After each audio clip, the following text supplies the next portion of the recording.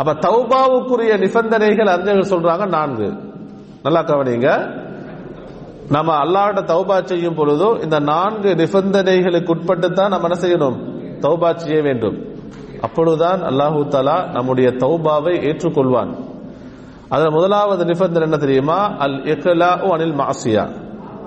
நாம் எந்தெந்த பாவங்களை செய்தோமோ செய்து கொண்டிருக்கிறோமோ அந்த பாவத்தை உடனடியாக விட வேண்டும். நம்ம அல்லாஹ்ட்ட தௌபாவை ஆதரவிக்கிறோமா? தௌபா செய்ய நம்ம விரும்புகிறோமா? எந்தெந்த பாவத்தை நம்ம செய்து கொண்டிருக்கிறோமோ நம்ம அந்த பாவத்தை உடனே விட வேண்டும். உதாரணமாக வட்டி என்பது பெரும் பாவம். ஒருவர் வட்டியிலிருந்து வட்டிக்காக வேண்டி வட்டியோட தொடர்பாக இருக்கிறார், அல்லாஹ்ட்ட தௌபா செய்ய நினைக்கிறார் என்று சொன்னா முதலாவது வட்டியை விடணும்.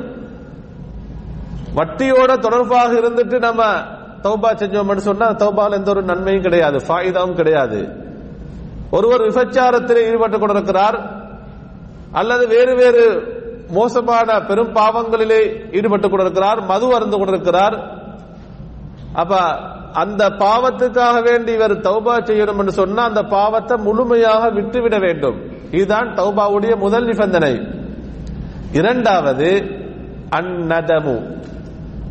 அவர் எந்த பாவங்களை செய்தாரோ செய்து கொண்டிருக்கிறாரோ அதை பற்றிய கவலை உள்ளத்துக்கு வரணும். அந்த பாவத்தை நினைச்சு மனம் வருந்த வேண்டும், கவலைப்படணும், உள்ளம் துடிக்கணும், கண்ணீர் வடிக்கணும். இதுதான் தௌபா. நபியாக சொன்னாங்க அந்நதமு தௌபா. ஒரு அடியான் தான் செய்த பாவத்தை நினைத்து கவலைப்படுகிறான், அது தௌபான்னு சொன்னாங்க. அப்ப நம்ம எந்த பாவங்களை செய்தோமோ அதை பத்தி கவலை நம்ம உள்ளத்துக்கு வரணும். நான் இந்த பெரிய தப்பு செஞ்சுட்டேனே, அல்லாஹ்வுக்கு நான் மாறு செஞ்சுட்டேனே, அல்லாஹ்வுடைய கடமைகளை நம்ம அலட்சியம் செஞ்சிட்டோமே, அல்லாஹ் தடுத்த ஹராமான விஷயத்தை நான் செஞ்சிட்டேனே என்ற அந்த கவலை, அந்த உறுத்துதல் நம்முடைய உள்ளத்தில் ஏற்படணும். அதை நினைச்சு நம்ம மிச்சம் கவலைப்படணும். உள்ளம் உறுத்தி கொண்டே இருக்கணும், கண்ணீர் வடித்துக் கொண்டே இருக்கணும். இதுதான் உண்மையான தௌபா. இது தௌபாவுடைய முக்கியமான ஒரு நிபந்தனை. ஒருத்தர் பாவத்தை செய்யறாரு, தௌபா செய்யறாரு, ஆனா கவலைப்படல. ஆரம்பத்தில் செஞ்ச பாவத்துக்கு நான் இப்ப தௌபா செய்யறேன், இதெல்லாம் மன்னிப்பான். திரும்ப பாவம் செஞ்ச திரும்ப மன்னிப்பான். இப்படி ஒரு அலட்சியமான போக்கு. இப்படியான நிலைமையில் நம்ம தௌபா செஞ்சோம்னு சொன்னா நிச்சயமா அல்லாஹ் தௌபா மன்னிக்க மாட்டான். என அன்புக்குரியவர்களே, நாம் செய்த பாவங்களை நினைத்து நம்ம கவலைப்படணும். சஹாபாக்களை பார்த்தீங்கன்னு சொன்னா ஒரு நபித்தோழர் விபச்சாரத்தில் ஈடுபட்டு விட்டார். நபியோடைய காலத்தில் ஒரு பெண்மணி விபச்சாரத்தில் ஈடுபட்டு விட்டார். ஓடோடி வருகிறார்கள். நபியோட்டவன் சொல்றாங்க, அல்லாஹ்வின் தூதரே, நாம் விபச்சாரத்திலே ஈடுபட்டு விட்டோம், எங்களுக்கான ஹத்தை நிறைவேற்றுங்கள். சுப்ஹானல்லாஹ். ரசூலுல்லாஹி ஸல்லல்லாஹு அலைஹி வஸல்லம் அந்த நபித்தோழரை பார்த்து சொன்னாங்க, நீங்க ஒரு பெண்ணை முத்தமிட்டிருப்பீர்கள் அல்லது ஒரு பெண்ணை நீங்கள் பிடித்திருப்பீர்கள் என்று பல கேள்விகள் கேட்கிறாங்க. நீங்க அப்படி செஞ்சிருப்பீங்க அல்லது இப்படி செய்திருக்கலாம். அவர் சொன்னார், இல்லை, நான் விபச்சாரத்திலே தான் ஈடுபட்டேன். ஹத்தை நிறைவேற்றுமாறு சொல்கிறார்கள். அன்புக்குரியவர்களே, அப்ப பாருங்க, அது கவலை. அவங்க செஞ்ச தவற உணர்ந்து கவலைப்பட்டு ஓடோடி வருகிறார்கள். அன்புக்குரியவர்களே, அப்ப நம்ம செஞ்ச தவற பாவங்களை நம்ம நினைச்சு கவலைப்படுறது, அது என்ன தௌபாவுடைய முக்கியமான இரண்டாவது நிபந்தனை. மூன்றாவது அன்புக்குரியவர்களே என்னன்னு சொன்னா, இது ஆக முக்கியமான ஒரு நிபந்தனை. நாம் ஒவ்வொருவரும் செய்த பாவங்கள் நமக்கு தான் தெரியும். நம்ம சில ரகசியமாக பாவம் செஞ்சிருப்போம், பகிரங்கமாக பாவம் செஞ்சிருப்போம்.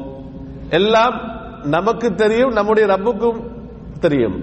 அப்ப ஒவ்வொரு அடியானும் அவரவர் செய்த பாவம் அவருக்கும் அவருடைய ரப்புக்கும் மட்டும்தான் தெரியும். அன்புக்குரியவர்களே, அப்ப நம்ம தௌபா செய்யும் பொழுது ஒரு உறுதி எடுக்க வேண்டும். என்னதுன்னா, அல் அஸ்மு அலா அதமில் ஔதா. நான் என்னென்ன பாவங்களை செய்து கொண்டிருந்தேனோ அந்த பாவத்தின் பக்கம் நான் திரும்பி செல்ல மாட்டேன். நான் விபச்சாரத்தில் இருந்தேனா அதன் பக்கம் செல்ல மாட்டேன். நான் வட்டியோட சம்பந்தப்பட்டிருந்தேனா அதன் பக்கம் செல்ல மாட்டேன். நான் தொழுகையில் பொடுபோக்கு செய்தேனா அதன் நான் திரும்ப பொடுபோக்கு செய்ய மாட்டேன். மதுபானம் அருந்தக்கூடியவனாக இருந்தேனா மதுவின் பக்கம் செல்ல மாட்டேன். போதை பயன்படுத்தக்கூடியவனாக இருந்தேனா போதையின் பக்கம் செல்ல மாட்டேன். களவு, மோசடி, அன்புக்குரியவர்கள் இப்படியான பெரும் பாவங்கள் ஈடுபட்டுக் கொண்டிருந்தேனா அந்த பாவங்களின் பக்கம் நான் திரும்பி செல்ல மாட்டேன், அந்த பாவத்தை நான் திரும்ப செய்ய மாட்டேன் என்ற உறுதி நம்ம ஹஸரத்துக்கு முன்னால சொல்றதில்ல, அல்லது ஒரு ஆலிமுக்கு முன்னால சொல்றதில்ல, நம்ம பெற்றோருக்கு முன்னால சொல்றதில்ல. அன்புக்குரியவர்களே, நம்ம ரப்புக்கு முன்னால் ஒரு உறுதி எடுக்க வேண்டும். யாருக்கு முன்னால? அந்த உறுதி என்பது பைனல் அப்தி வ ரப்பிஹி, அடியானுக்கும் அவனுடைய ரப்புக்கும் இடையில் தான் அந்த உறுதி எடுக்க வேண்டும். யா அல்லாஹ், இன்னென்ன தப்புகளை செய்து விட்டேன், இன்னென்ன பாவங்களை செய்து விட்டேன், நான் அதை நினைத்து கவலைப்படுகிறேன் யா அல்லாஹ். நம்ம மனம் அறிந்து நம்ம கேட்கணும். ஹஸரத் தௌபா செய்யறாரு, பள்ளி மௌலவி தௌபா செய்யறாரு, நம்மெல்லாம் சேர்ந்து ஆமீன் சொன்னா அது தௌபாக மாறாது. ஏன்னா ஹஸரத்துடைய பாவம் ஹஸரத்துக்கு தெரியும், நம்ம செஞ்ச பாவம் நமக்கு தெரியும். நாம் செய்த பாவங்களுக்கு நம்ம அல்லாஹ்ட்ட துஆ கேட்கணும், அல்லாஹ்ட்ட தௌபா செய்யணும். நம்ம தனிமையில் இருந்து கவலைப்பட்டு கண்ணீர் வடித்து நம்ம அல்லாஹ்ட்ட தௌபா செய்ய வேண்டும். எப்படி உறுதி எடுக்கணும்? யா அல்லாஹ், இதுக்கு பின்னால் இந்த பாவத்தின் பக்கம் நான் செல்ல மாட்டேன், நான் உன்னிடத்தில் உறுதி செய்து கொள்கிறேன் என்ற அந்த நிபந்தனையோடு அன்புக்குரியவர்கள் நம்ம தௌபா செஞ்சோம் என்று சொன்னா நிச்சயமாக அல்லாஹு தஆலா நம்முடைய தௌபாவை ஏற்றுக்கொள்வான். இந்த உறுதி உண்மையானதா, சிதுக், அதனுடைய உண்மை தன்மை அல்லாஹ் அறிவான். ஏன்? நம்முடைய உள்ளத்தில் ஊசலாடக்கூடிய அந்த ஊசலாட்டத்தையும் அல்லாஹ் நன்கு அறிந்தவன்.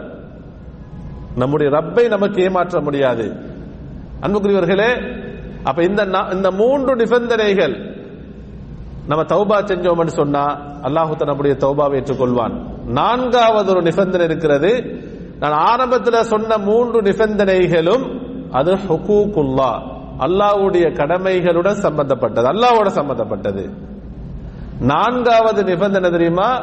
ஹுகூகுல் இபாத், அடியார்களுடன் சம்பந்தப்பட்டது. அதான் ரத்துல் மதாலிம். நான் இன்னொரு அடியானுக்கு, இன்னொரு சகோதரனுக்கு அநியாயம் செய்திருந்தால், அவனுடைய காணியை திருடி இருந்தால், அவனுடைய சொத்தை அபகரித்திருந்தால், அவனை ஏமாற்றி இருந்தால், அவனை பற்றி புறம் பேசி இருந்தால், பிற சகோதரனை பற்றி அல்லது இன்னொரு சகோதரியை பற்றி அவதூறு பேசியிருந்தால், இது பெரும் பாவம். இதெல்லாம் என்ன? பெரும் பாவம். இந்த பெரும் பாவத்துக்கு நமக்கு தௌபா கிடைக்கணும் என்றா, அல்லாஹ் நம்முடைய பாவங்களை மன்னிக்கணும் என்று சொன்னா என்ன செய்யணும்?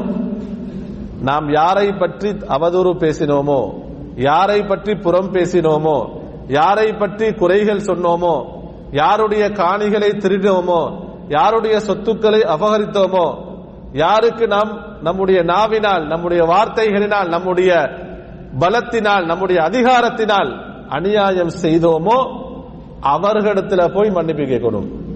அவங்க மன்னிக்கும் வரைக்கும் அல்லாஹு தஆலா மன்னிக்க